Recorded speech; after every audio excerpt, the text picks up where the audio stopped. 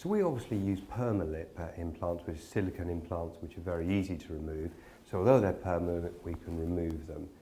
Can you just tell me a little bit about some of the counterfeit toxins Ron, that are out there? So I know some of them are made in China, so people do refer to them as Chotox. Can you tell me a little bit about your knowledge of the counterfeit toxin market? Well, yes. I mean, again, it's not difficult stuff to make. At the end of the day, it's Clostridium botulinum. Yeah. You feed it on meat, and this stuff churns out type A to type F toxin. Yeah. Type A is seen to be the most potent weight for weight, and obviously is the brand or is the version that most manufacturers want to use from a commercial point of view. Type B is still available but rarely used, and I don't know whether you've ever used it. Neuroblocker, is it? Yeah, that's right. Cosmetically or not, but it really is type A. And so really it's a case of taking that concentrated toxin and then manufacturing it and putting it into bottles. I must say, Ron, I assumed that botulinum toxin was difficult to make. I mean, if you look at how Allergan have a bulk toxin manufacturing plant, I believe in California, and then they fly for Europe anyway, a concentrated amount of toxin across to Westport in Ireland, which is the bottling plant basically for Europe. Yeah. And I think they have another bottling plant in either America or South America for but that it's all content. made in California? As far as I believe, yes. And obviously you have Ipsen, who are the manufacturer for Dysport and Azulor, but Galderma is the marketing arm for the cosmetic use of that with Azulor. But yes, I don't think these products are difficult to make. I mean, it is kind of generic at the end of the day. It's not as if you're synthesizing this product.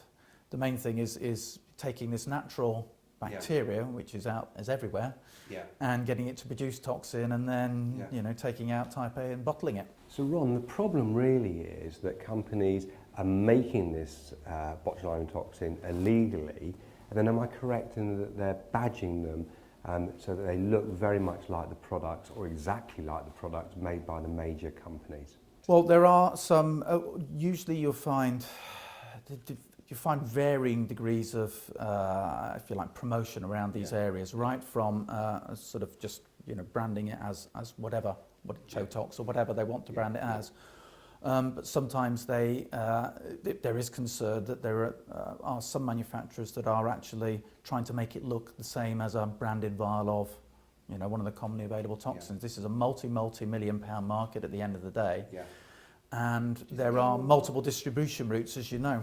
Presumably they're making the products and emailing practitioners in the United Kingdom for a reason, and they wouldn't be doing it if no one bought the products. So Ron, do you think anyone in the UK is using these counterfeit botulinum toxin products?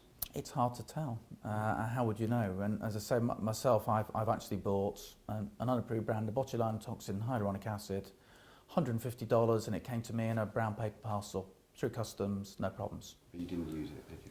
No. But just to prove the point, how easy it was, and that was a couple of years ago now.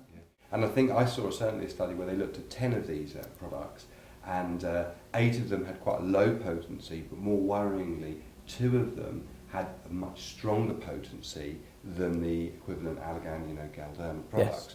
And that is potentially very, very dangerous. So I think whereas it's probably possible to create the material, it's probably slightly difficult to actually work out the equivalent units, isn't it? Yes. Oh, absolutely. And I think the problem is in an unregulated industry, which is the injectable industry has been for over 20 years now, let's face it, when we look back at collagen, where that was launched back in the 80s, late 80s.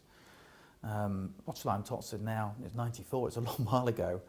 And so, the industry's grown up, and when it's unregulated and when you have non-medical people training non-medical people, which is what's happening now, who aren't exposed, I think, to the clinical papers, to medics who maybe understand some of these subtleties and risks, and whereby in an environment since 2008 where economically, generally, things have been tougher for pretty much every business, and where we've seen prices dramatically slide. And I've seen advertisements for £49 Botox for one area, and that's been, dentists who've been offering that. We saw that, but it was for one eye. One, crow's feet area. Which is crazy. It's crazy.